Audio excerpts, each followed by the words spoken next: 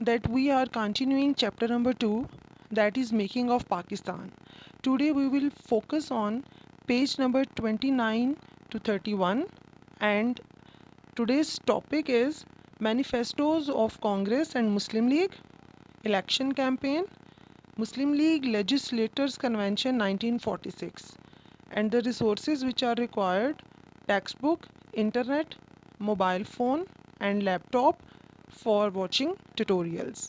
And the summary of the lesson is: in this lesson the discussion will be about the struggle of two major political parties to prove their identities as separate nation, and general elections was the sole medium at that time, as they knew that the elections were essential for the future of India, as the results were to play an important role in determining their standing. Objectives of today's lesson is: by the end of the lesson, students will be able to describe the impact of 1945 to 46 general elections on the creation of Pakistan. And the second objective is discuss the Muslim League Legislators Convention 1946. So let's start the discussion of today's topic. You are viewing the picture of different events of Pakistan movement. Here we are going to discuss the manifestos of Congress and Muslim League. It was the manifesto of Congress that South Asia will be liberated as a single unit. No scheme of partition will be acceptable to them. Congress claimed itself to be the representative of all the communities and sections of the people living in the subcontinent, and that the Muslim also agreed to the viewpoint of the Congress. Here you can also see the map of India subcontinent 1945, and here we are going to present the Congress standpoint and Muslim League's standpoint.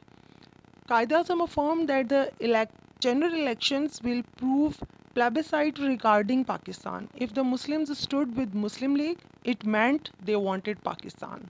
Otherwise, the demand for a separate homeland should be considered as rejected. Muslim League stepped in the arena of elections, claiming that it was the only representative of the Muslims of subcontinent, although there existed some other Muslim parties, yet none of them represented the majority of the Muslims. So the Muslims could have full authority in the areas having Muslims in majority. On the other hand, Congress' stand was that they are representatives of all the Indians and they want independence of India. Here comes the general elections and election campaign 1945. All the political parties launched huge election campaigns. Congress wanted to frustrate the Muslim League at any cost. Its leaders toured the length and breadth of India. Congress made elections alliances with Unionist Party, Ahrar, Jamiatul Ulema-e-Hind and other Muslim parties, and took every possible step to create obstacles in the way of Muslim League. On the other hand, since the elections were life and death issue for the Muslims, the leaders of the Muslim League toured the country wide. Qaid-e-Azam, in spite of falling health, made stormy tours to make the Muslims aware of the need of the hour. Muslim League began to gain popularity rapidly. Many Muslim leaders disaffiliated themselves from their political groups and joined Muslim League at that time. Qaid-e-Azam's challenge to Congress. Qaid-e-Azam in his public meetings challenged the Congress openly and bluntly that Muslim League will prove its demand for Pakistan true in elections, and the Muslims of subcontinent will not be satisfied until they get Pakistan. The Muslims expressed their sentiments enthusiastically. The Muslim students even came forward in order to motivate the other Muslims to come forward and support Muslim League. The groups comprising the Muslim League workers spread in each corner of the country. as every party were having the slogans in order to promote their party. The atmosphere echoed with the slogans. As Muslim League, they were having the slogan, बन के रहेगा पाकिस्तान, लेके रहेंगे Pakistan. And Pakistan का मतलब क्या? La ilaha illallah. With every passing day, the standpoint of Muslim League became stronger. And on the other hand, Congress, they wanted independence India. They wanted the self-government. And they wanted to show that India is just one country of Hindus. Here come the results of the elections. The central legislature elections were held in December 1945. 30 seats were reserved for the Muslims throughout the subcontinent. Candidates of Muslim League won the elections on all the 30 reserved seats. Thus, Muslim League got 100% success. The provincial legislature elections were held in 1946. In all the provincial legislatures, altogether 492 seats were reserved for the Muslims. And you can see table and chart over here, in which you can see that 56% seats were won by Congress, 29% won by Muslim League, 8% won by Europeans, and 5% won by the independent parties living in the India. The results of the elections have strengthened the foundation of Pakistan actually. No power in the world could stop the creation of Pakistan now. Muslim League Legislators Convention 1946. A convention of elected members of provincial as well as central legislatures elected on the ticket of Muslim League was held on 19th April 1946 in Delhi. That's why it's also called Delhi Resolution or Delhi Convention as well. Quaid-e-Azam presided over the convention. The participants made much argumentative speeches on the situation of the country.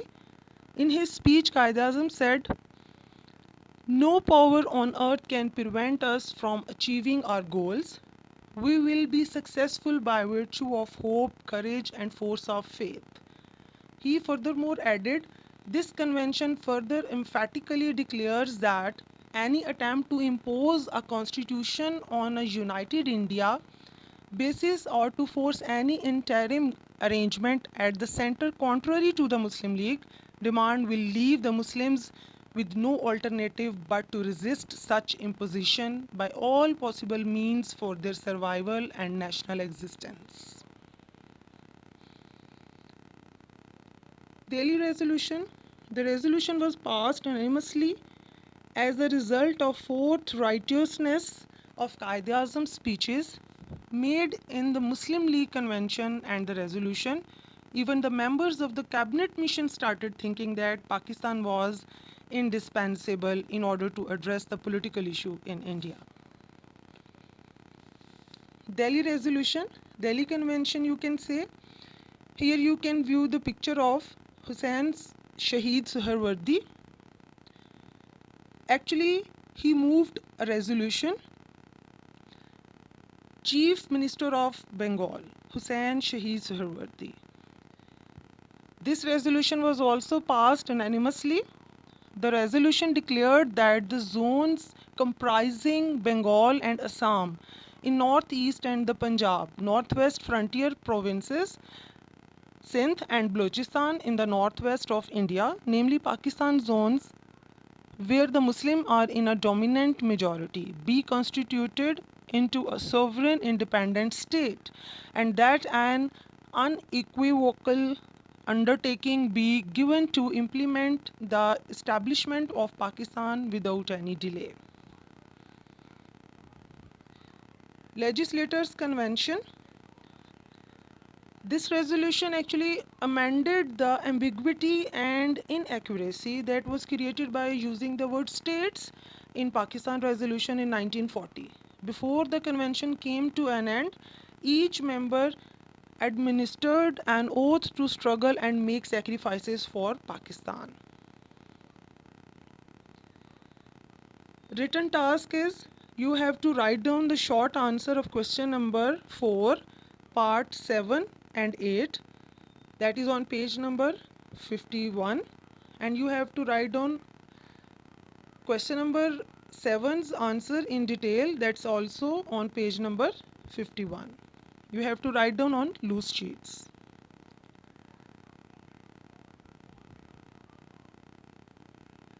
Let's have a quick recap of the lesson.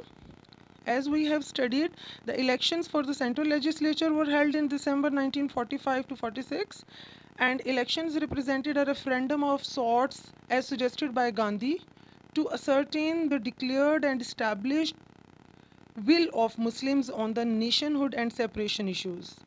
Once that will was given in Pakistan's favor, its emergence in some form or other could no longer be resisted or delayed.